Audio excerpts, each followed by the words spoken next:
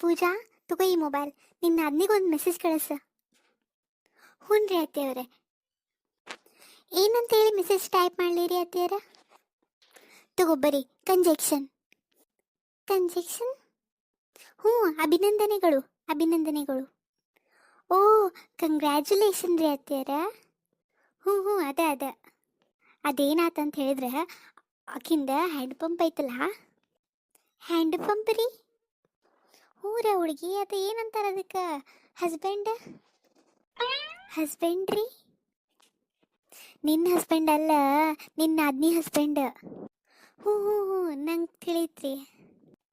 ನಿನ್ನ Aadmi husband pregnant ಆಗ್ಯಾರ. ಅವ್ರು ಹೆಂಗೆ ಪ್ರೆಗ್ನೆಂಟ್ ಆಗ್ತಾರ್ರಿ? ಅಯ್ಯ ಹಡ್ಬಿಟ್ಟು, ನಿಂಗೆ ಅಷ್ಟು ಗೊತ್ತಾಗಲ್ಲೇನ ಇಂಗ್ಲೀಷ್ ಬರ್ತೈತೆ ಅಂತೇಳಿ ನಾಟಕ ಮಾಡ್ತಿ. ಅವ್ರ ಕೆಲಸದೊಳಗೆ ಪ್ರೆಗ್ನೆಂಟ್ ಆಗ್ಯಾರ.